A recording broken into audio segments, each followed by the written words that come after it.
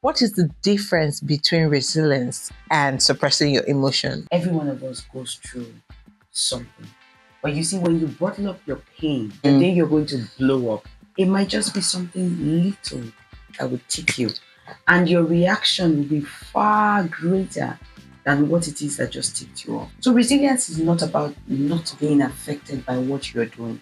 It's about giving yourself permission to either feel, to grieve, to cry, to stop and understand exactly what you're going through, to feel all of the emotions. Was there any point in your life that you had to let yourself hit that quote unquote rock bottom and toughen up to build resilience to surmount it? And so there are situations in life that you feel are going to break you.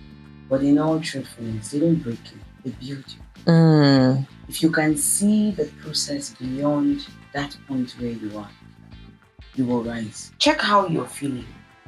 Check the vibe that you're getting. Don't create tasks that are too massive. Do them in bits. Surround yourself with a strong support system. Yeah. Being vulnerable is part of growing. We must learn to make mistakes, own our mistakes, and grow from our mistakes. If you don't grow from your mistakes, if you can't own your mistakes, you cannot become who you want to be. True.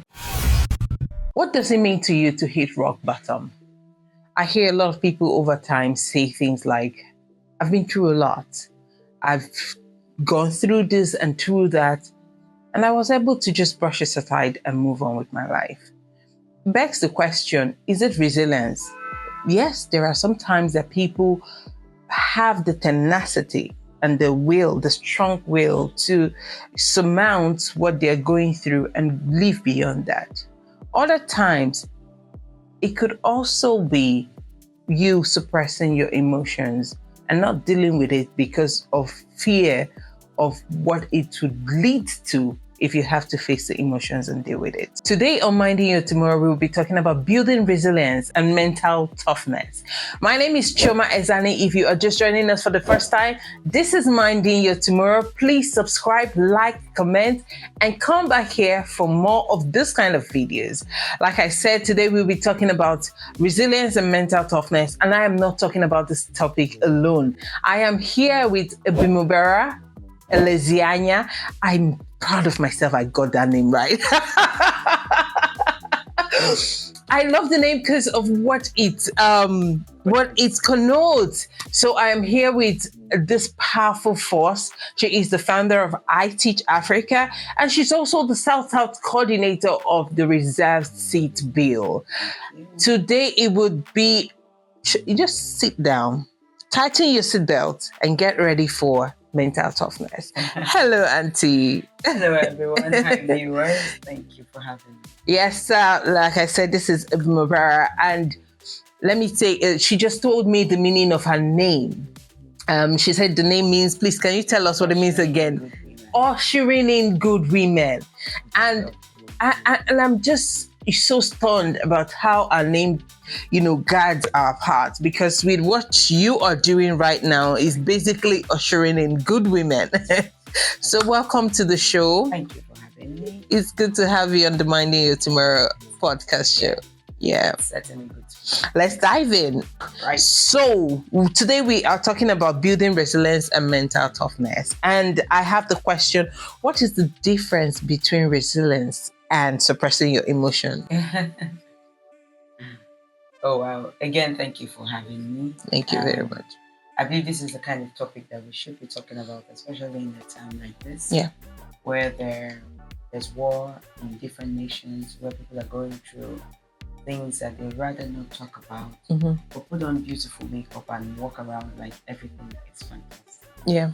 I would say that resilience is going through everything, but still moving forward. Whereas suppressing your emotions is pretending that the thing is never in existence, but you're broken right inside. Whether we're speaking about women or we're talking to men, every one of us goes through something. But you see, when you bottle up your pain, my mother will always say, she says, you bottle up things a lot. And the day you're going to blow up, it might just be something little that would tick you. and your reaction will be far greater than what it is that just ticked you off. And so people will begin to look at you, is she all right? But they wouldn't know that you have been bottling up a lot. The truth is, you can actually feel things. You can actually allow yourself. Many people don't allow themselves. For example, when they go through grief. I met a young lady whose father died 15 years and she had not cried. Wow, 15. So the day she broke down, all hell broke loose. I couldn't believe we were dealing with the grief of 15 years. Oh my God. For 15 years, she put herself together. She tucked the pain aside, whatever it is that had gone on. She braced up to the event and she started taking care of the younger ones. She put on a brave face for everybody. People thought, why was she not crying? People thought, why did she not break down? People kept asking, is she all right? She kept saying to them she was all right. She went ahead and helped everybody to overcome their own pain and trauma. And they did overcome theirs and moved on with their lives. Yeah. But she didn't move on. There's something that they say, you get stuck. So she got stuck where she was, but she was still living. She was still living. So there are things that get saved in your prefrontal cortex, which is where you store all the information that you use. And you never let go of it. And that's what was happening to this young lady. So resilience is not about not being affected by what you're doing. It's about giving yourself permission to either feel, to grieve, to cry, to stop and understand exactly what you're going through, to feel all of the emotions. It's like a young lady who had a miscarriage and refused to acknowledge the fact that she had a miscarriage and just toughens up and moves on.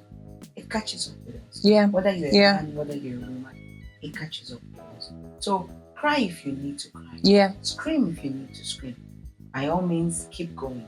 That's what we call resilience. I like that. Cry if you need to cry, scream if you need to scream, but by all means, keep going. I've had situations, I wear my emotions on my sleeves. You know, in fact, I'm one of those people that when, so as much as a movie is going too far. A lot of people cry when they're watching a movie. When you're telling me a story and I feel some form of emotion, the tears already well up in my eyes. And that's how much I wear my emotions on my sleeve. And a lot of people look at it as weakness and look at it like, pull yourself together. You can't be displaying emotion like that. And I feel like those are the things that have guided these principles of trying to bottle up and toughen up and all that. Yeah. So that leads me to the next question. At what point was there any point in your life that you had to let yourself hit that quote unquote rock bottom and toughen up to wield resilience to surmount it? I mean, there's several examples I could name, but I believe one of the toughest for me was in 2009 when we lost our mom. It happened so fast. Yeah. Because I was away in school in NYC and I was told she was ill. No. And before I could get myself together to see her, she had passed. I'm so sorry. I never had that feeling. It's like when there's a wedding, you go for people's wedding. You know, it's different when it's you who's in the wedding. True. That's how grief is. When somebody dies somewhere, you go, you see them, you grieve with them, you visit them, you meet them. But when death hits your home, it was a very tough one. The worst part about it was that every one of us were all young. Oh my God. Nobody knew what to say to the other person. We didn't even know what to say to our father. It was such a tough time. It was very overwhelming. And you know, grief teaches you a lot of lessons about how you neglect days, how you take days for granted, how you take people who are available for granted, how WhatsApp has now fulfilled the life of seeing people every day. Social media. Because I saw Choma with a nice dress on social media and I say, oh, sorry, Choma, you look nice, or you like her picture. You actually think you're having conversations with them. True. But you know, people are growing and you're missing out in their life. That's what happened to us. It was so painful. It felt like there was a stone in my heart. I was carrying pains that I didn't understand. I couldn't deal. We're Christians, but there are times when you just hit rock bottom and you go for things that will numb the feelings. So at that time, I was very young, and so we had drinking competitions to numb the feeling. We had how many parties can you go to numb the feelings? I had great friends who were good drinkers. So we would open up brandy with my father. We would sit down and we would, just throw cups into our mouth. But it didn't stop the pain. It didn't stop the pain. I wrote in books about how I wish I told her how much I loved her more.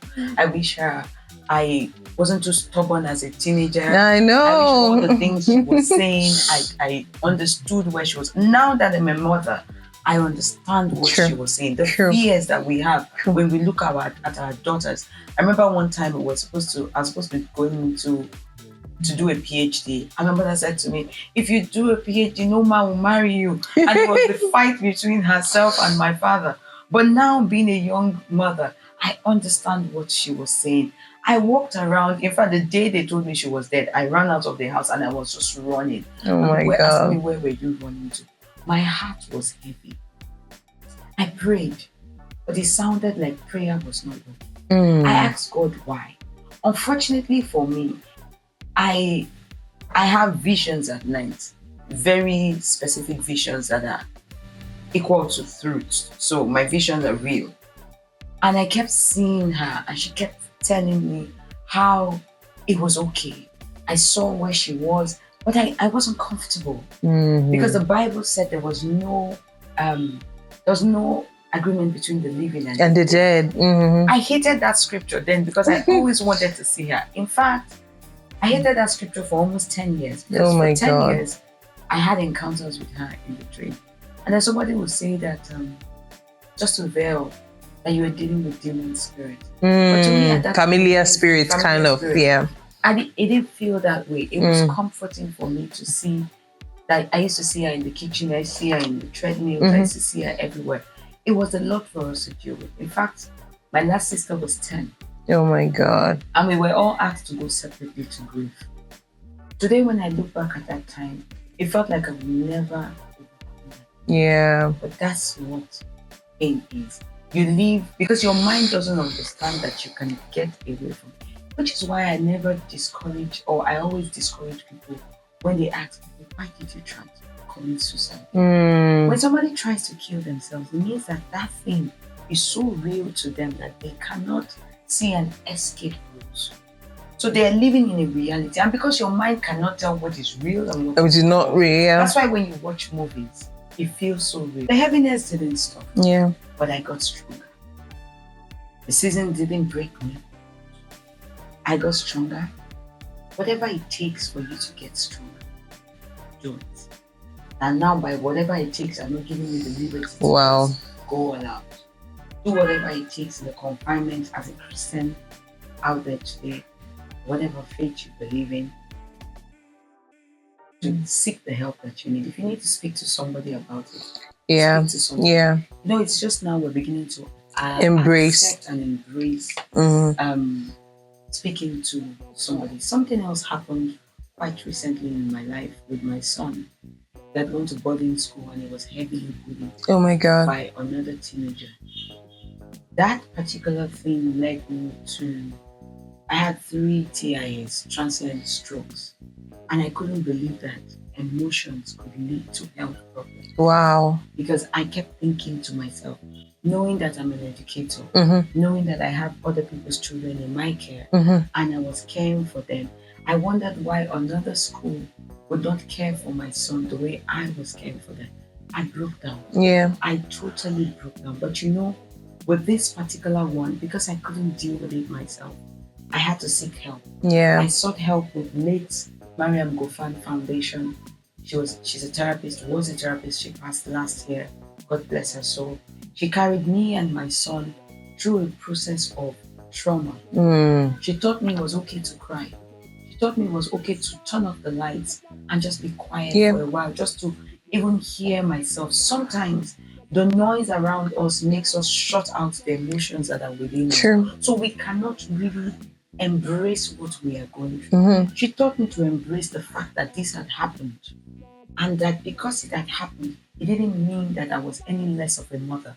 Because you sometimes question yourself, was I a good mother? Was I available enough? And so there are situations in life that you feel are going to break you.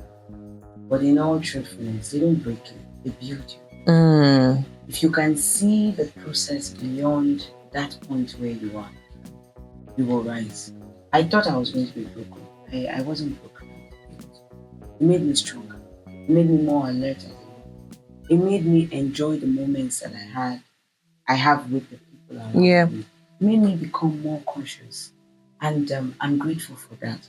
So when we go through situations that we feel will break us, they actually don't break us. And you know, if you ask me, I would say that is actually resilience and mental toughness. When you can sit down and identify that you're going through something that is meant to break you, and actually taking practical steps towards, resolving that situation. I remember when just early this year, I'm a filmmaker. So because I'm a filmmaker, I go on set and it's a lot of work. As a producer on set, you're dealing with on a minimum 50 persons. On the minimum, like every single day. Producer this, producer that. And then, so after this production, I had done a production that ended in November and I jumped into this one. I knew my mental health wasn't as strong as it should have been to take on this job. In fact, at some point I told my executive producers and I said to them, I don't think I can take this job because I don't think I am mentally stable enough to take it. And then on another thought, my friend told me, why wouldn't you take it? Just take it. You're strong. You can deal with it. And then I took the job.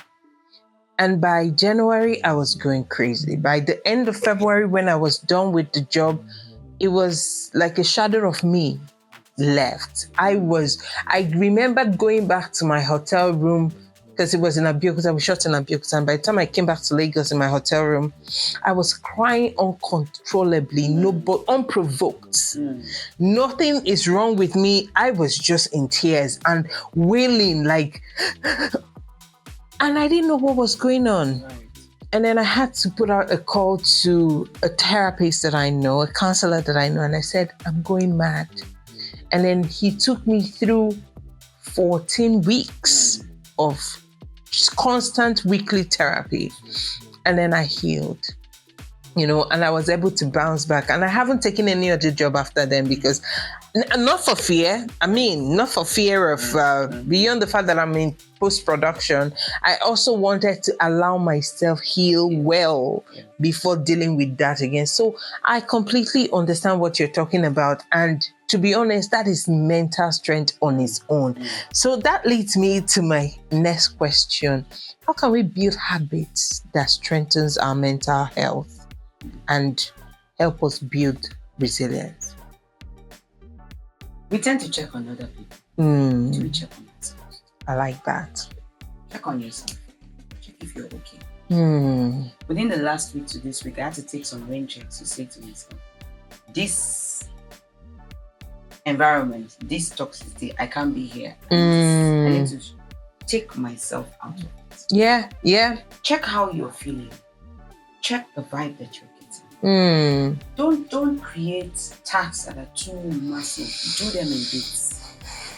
them in bits. Because just as you said, when you finished the production that you were meant to be celebrating about, you were broken because your body told you, your mind told you, emotions told you, your heart told you this was too much for you right now. And you didn't listen.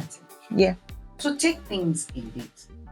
For me, I think a strong support system is always understated, but we need a very strong support system, and it goes not just your family members. There are family members that you have that were not born in your family that have become greater than your family members.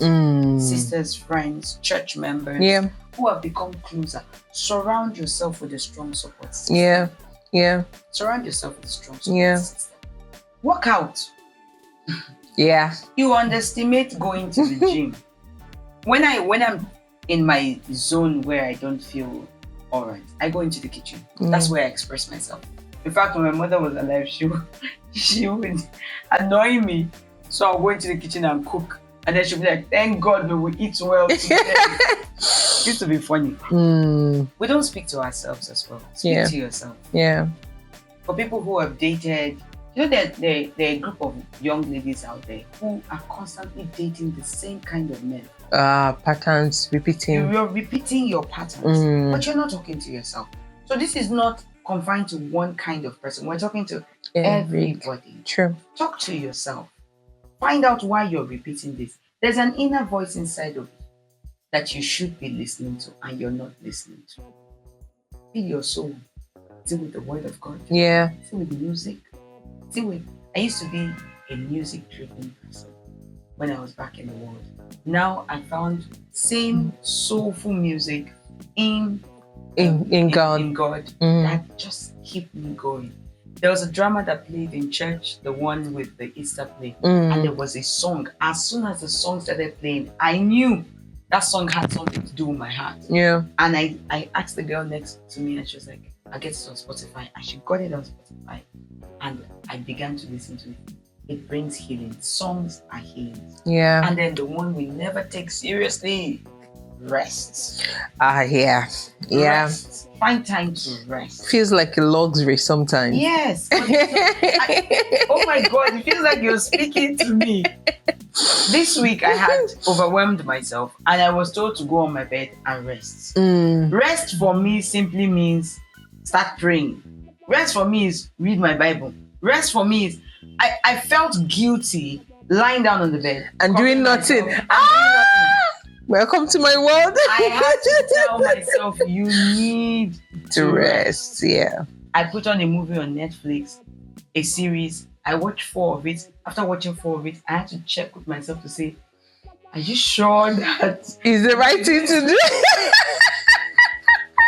I know that feeling. So it's not a weakness. Yes. Honestly, it's not a weakness. Yeah. Even as I was coming here, I said to myself, oh, after this, I'll do 2 other meetings and I'll go and rest. Then I heard myself telling myself, you want to go and rest amidst all this work. Yeah. So for me, sometimes I think rest is a weakness, but it's not a weakness. Yeah. It's actually what reboots you and gets you mentally ready, even for the kids. Notice when you've not rested, you're edgy. Yeah. I have boys in my house and they're constantly playing ball and doing all sorts of magnificent stunts.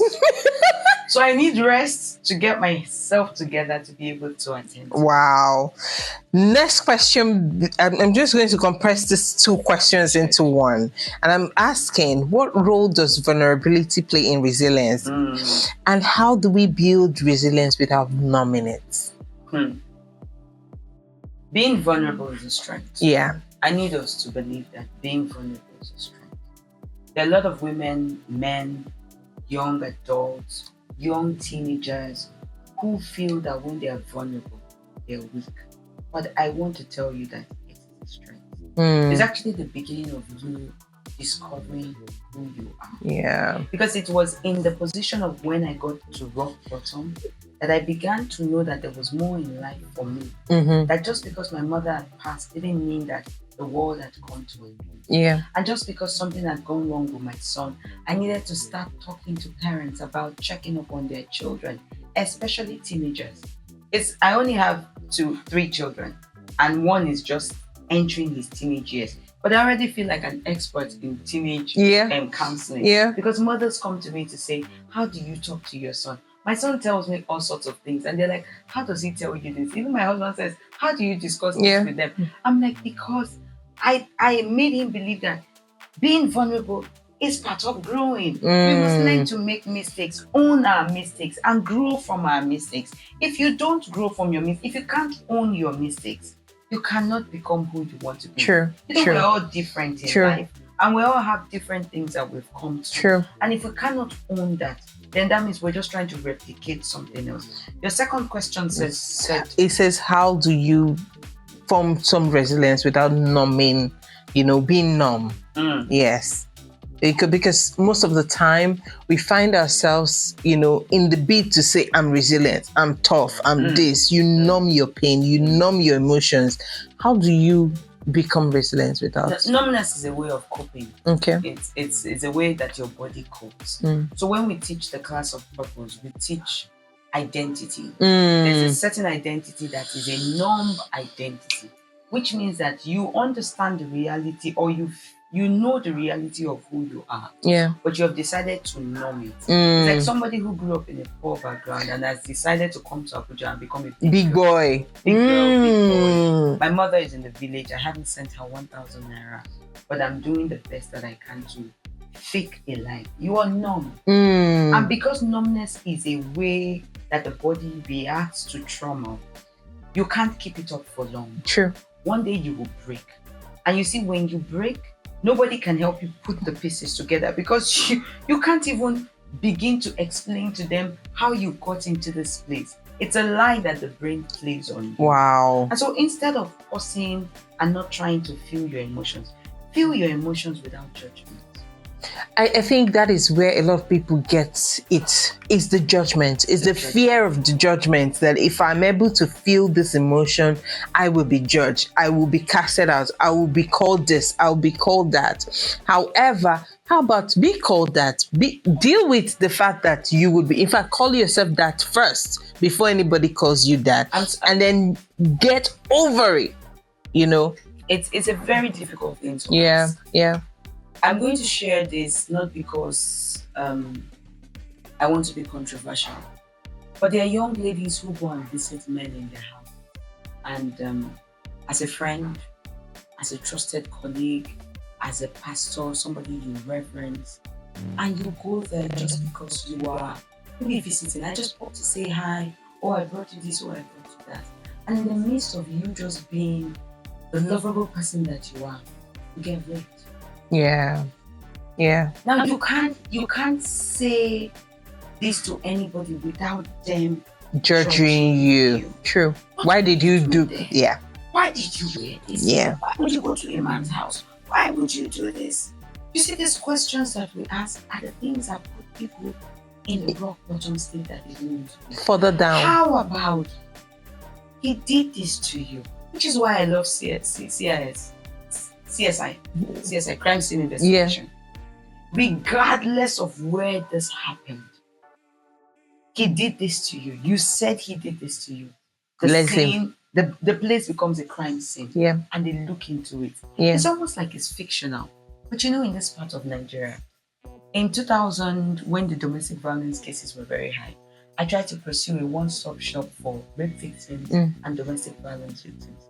Because the truth is that we don't take these things seriously. Yeah. And there are many mothers. I say to people that the problems in marriages are not from the marriage. It is coming from outside of the marriage. The emotions, the trauma, the exposure, the patterns that people have is outside of the marriage. They are bringing it into the marriage. So your husband says something and it reminds you of something that somebody has done, and you feel irreconcilable difference. What does it mean? Yeah. What does it mean? It means that I cannot reconcile myself with what has gone on with me. You are trying to expose it. I don't want to deal with it. Yeah. Most of it is I don't want to deal with it. True. So we say irreconcilable differences and we go. The man is dealing with trauma.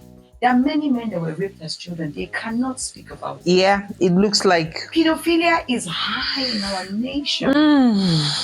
We don't talk about these things. Yeah. And so the man is dealing with emotions. You are coming with your own emotions. You are not marrying human beings. You are marrying history, trauma, patterns, all sorts of things. That's what you're marrying. When you see a couple who have stayed together 38 years, 40 years, it's not because they've not shown who they truly are. It's because they have chosen to, in spite of all that we have, all that we've been exposed to, we have resilience and we want to get this. Wow. I like all you have said. In fact, you just drove right into the core of what is happening.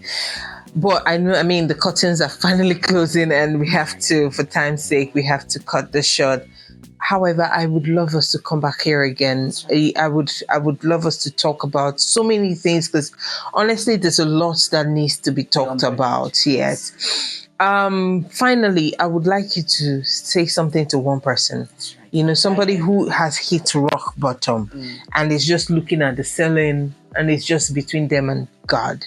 Say something to them. I would say to you, watching, listening, anytime you see this, let me tell you that there's help out there. Yeah. You are not alone. Whatever you're going through, you are not alone. The truth is, many people don't share. We mask up with makeup, with clothes, and we walk around like we're perfect. But trust me, there's nobody's life that is perfect. Everybody has something that they're hiding. In fact, the fact that you found this show means that God wants you to find healing, and there is healing. The first way you can start healing is to recognize and accept what has happened to you. Without acceptance, you won't be able to deal with it. The second step for you is to be able to speak about it. There are things that have happened in my life. Me sharing my son's case was a case that I could never share. Because this young boy who was barely 13, my son was 10, was beating him for no reason, punching him, hanging him on the bed, and doing all sorts of ridiculous punishments to him, asking him to take drills that he couldn't even do himself. I couldn't speak about it for a long time because I was fearing the worst that would happen. We were in the hospital for 2 weeks. We couldn't diagnose what was wrong with him. Yours might not be your son. You might actually be you. You might be dealing with your husband in the house. We have narcissists who are husbands in our homes, Yeah. and we're dealing with them. Your husband wasn't born like that. Remember, something also must have happened to him. I want to tell you out there, men, women, there is help for you. Go through the internet, find somebody, talk to a doctor, trust somebody enough to ask them, where can you find help? She had 18 weeks. We had 12 weeks of therapy. And I bet you that was the best decision of our lives, that we could speak to an expert who could take us through. You know, sometimes we also say we don't want to deal with church folks. But you see, there are places that you can go to. MEC, for example, was a home that I went to. I was barely married for 5 years. I didn't think Marriage there was enhancements anything class. that Yeah. I needed to do in my marriage. But I went there and oh my God, the curtains were torn open. My husband and I were now in a better place to discuss things. There were topics, there were taboos for me to talk to him about. Today we're talking about it. Do we have struggles in our marriage? Yes, we still do, because we're humans. With humans, things will always come up. Are you somebody who has gone through sexual molestation or rape, or as a young boy, something happened to you and you are not able to still face it? It's time to face it, because you know what? You would marry, but you're marrying because you're wearing a mask. Yeah. You're marrying, but you're wearing a mask, and you're not still able to deal with it. I need us to begin to deal with things in Nigeria. Psychology has become something that is most talked about in Nigeria, and that is because it's something that we've shut down for a very long time. And now we're seeing mental health illnesses and we're calling them cuckoo. They are not cuckoo. They're things that we suppress. And anything you suppress will one day blow out. It's like a volcano. Yeah. It will blow out one day. So seek help. Seek help. Write the convener of this show and ask her for help. She has a series of people, professionals, that will hide your case and deal with it effectively. God bless you, even as you say. Wow, you have just said it all. There's nothing more to add to it. And I say to you, just like she has said, if you're going through anything, no matter what, you feel you're like in the rock bottom and you need help, write to us on mindingyourtomorrow@gmail.com. mindingyourtomorrow@gmail.com. We are one speed away to responding to you. And if we can't help you, we have a chain of people who are qualified enough to help you. And don't worry, your case will not be discussed without your permission. Thank you very much for staying tuned. This is Minding Your Tomorrow again, and we have come to the end of this episode. I hope you have taken home one thing or the other. Mrs. Ebi has said a lot of things today. Oh my God. It's a lot. Please save this video, share it, come back to it again and again, listen to it, and it will help you or help somebody. Thank you very much, and peace out.